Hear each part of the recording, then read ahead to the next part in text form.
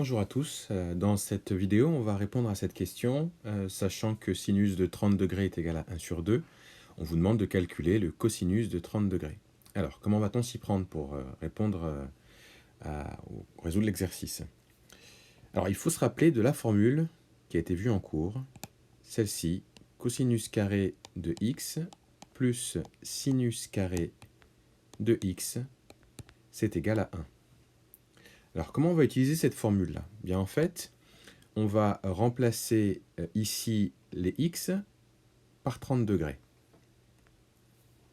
Donc, ça nous fait cosinus carré de 30 plus sinus carré de 30 qui doit être égal à 1. Et là, on va continuer un petit peu comme si on voulait résoudre une équation et qu'on cherchait à connaître cosinus carré de 30, à quoi il serait égal. Donc l'idée, c'est d'isoler le cosinus carré de 30, en gros, qui est plus sinus carré de 30 écrit ici, pour que le cosinus carré de 30 soit égal à quelque chose. Alors, ce que l'on va faire, c'est un petit peu comme pour résoudre une équation, pour isoler donc le cosinus carré de 30, on va faire sinus carré de 30 moins sinus carré de 30 de chaque côté. C'est un petit peu comme si on passait sinus carré de 30 de l'autre côté. Alors, c'est ce que je vais écrire tout de suite. Alors, cosinus carré de 30 plus sinus carré de 30. Et donc, je soustrais de chaque côté sinus carré de 30. On se rappelle, hein, même façon, même méthode que pour résoudre des équations. Si vous ne vous en rappelez pas, revoyez peut-être cette partie-là sur la manière de résoudre une équation. Alors, une fois qu'on a fait ça, le sinus carré de 30 ici et le sinus carré de 30 ici s'annulent. Ça fait 0.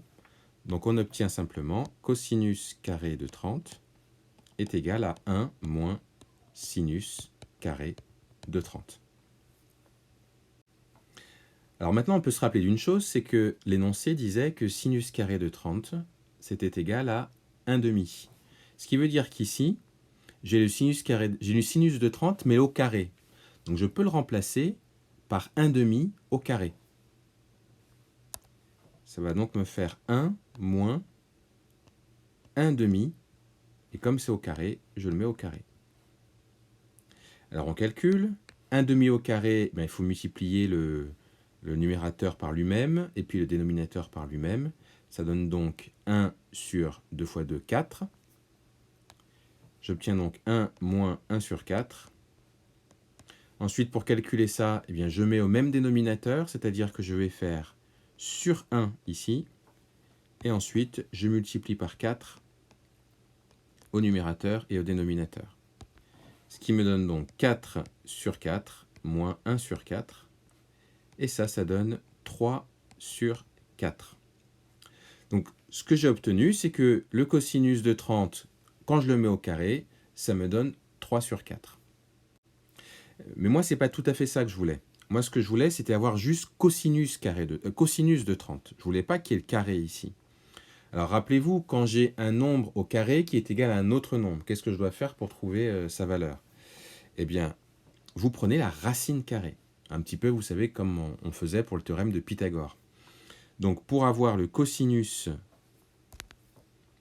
de 30, et qui n'est plus le carré, je prends la racine carrée de 3 sur 4. Racine carrée de 3 sur 4.